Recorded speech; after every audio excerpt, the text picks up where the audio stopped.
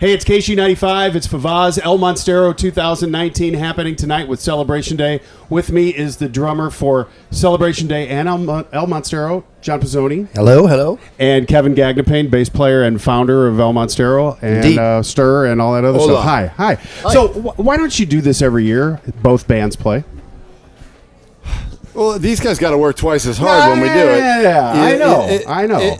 The fans seem to like it. Yes, they do. So we've done it. This is the third time now, and I'm sure we'll do it again. But it's just every year, what we try to do in El Monstero is do something different all the time. Right. And so if we did this every year, it would no longer be different every time. Ah, see how that works? True. Yeah. So how is it for you being the drummer playing both? Well, John Bonham wasn't very good, so neither was Nick Mason. As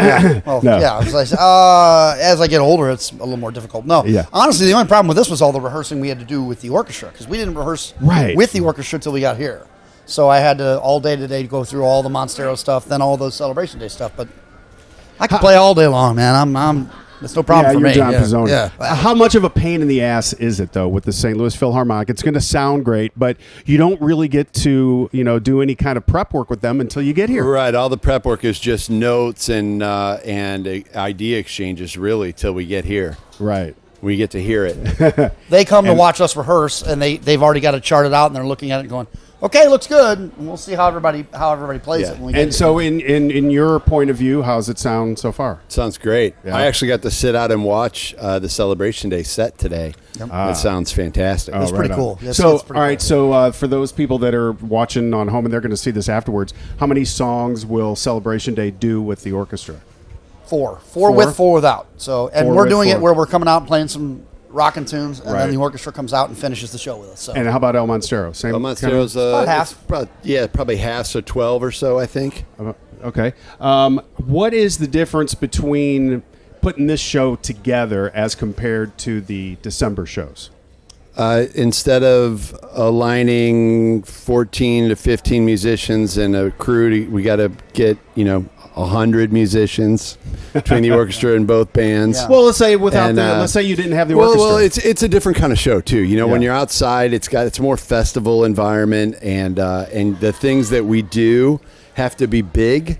So we plan, like when we do outside of the music, anything visual that we do has to be big because it's a huge venue. Yeah. Where at the pageant we can actually do things that work in a closer environment. And we don't have to repeat anything or review the pageant. Right. Whatever we do, we have to do 6, 7, 8 nights. In the pageant, we're doing card tricks. Here, we're sawing ladies in half. Okay, there you go. I like that analogy. So you told me that already you're starting to think about December, the El Monstero gigs. Yeah. We actually, the band in our meetings for last year started working on a new idea that we're going to try to explore this Christmas.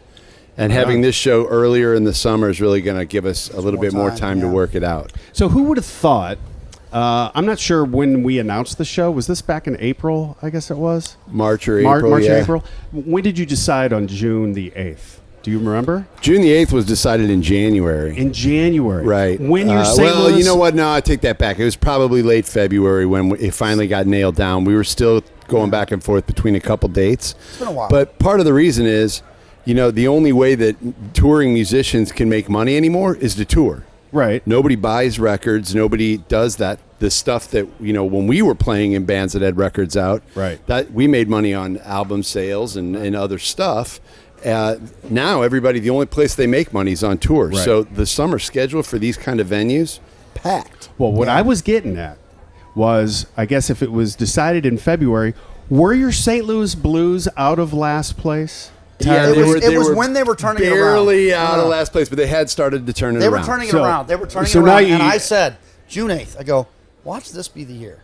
Did you think that? No, he did. I said out loud, he brought it up to me. I said, June 8th, Saturday. That might be like Game 7 of the finals, for God's sake. We just lucked out. We lucked Real out. Close. Way too close. You're close because... I had to be here Thursday when that game was going on. I'm trying to watch it. I did see some Facebook posts. Nightmare. We were watching it on the screen, the video screen. So how crazy is it? Here we're going to have this great show tonight, and then tomorrow night we could win the Stanley Cup. It's fantastic. It's unbelievable. This would be the greatest weekend of my life. I didn't think next to when my son was born. All right. I didn't think they'd make a final in my lifetime. Right. Let alone be one. I mean, I remember at the pageant we had to turn the TV off at times. When you would come through in the green room, so you wouldn't know, because John tapes every fucking hockey game. Besides the fact that I DVR and watch it later, I'm also like distracted when it's going on. I'm like, I gotta play the show. Don't even show me the Blues game. I don't want to know about it right now. So will we hear a little Gloria tonight? Come on, he's gonna sing it. Come on, somebody's gonna do some Gloria tonight. All right, I've got the bass line down. I'm just looking. looking for the right vocalist. We did do a little run through. It was pretty good. Yeah. Okay, all right. There you go. Tonight, El Monstero and Celebration Day here at the Hollywood Casino Amphitheatre 2019. Then we've got we'll be announcing those December shows before you know it. Pretty soon. Yeah. It always creeps up like that. John Pizzoni from both bands, Kevin from El Monstero. Thanks, guys. Not only for tonight, but thank you for all the years. 20 years for supporting us the way you do, man. 20 years. And KSHE 95. Thank you. Am I responsible for this? If it wasn't for your encouragement, I would have never bothered to put it off the ground, man. Shucks. Thank you. Totally got me to do that. So thanks. Thank you.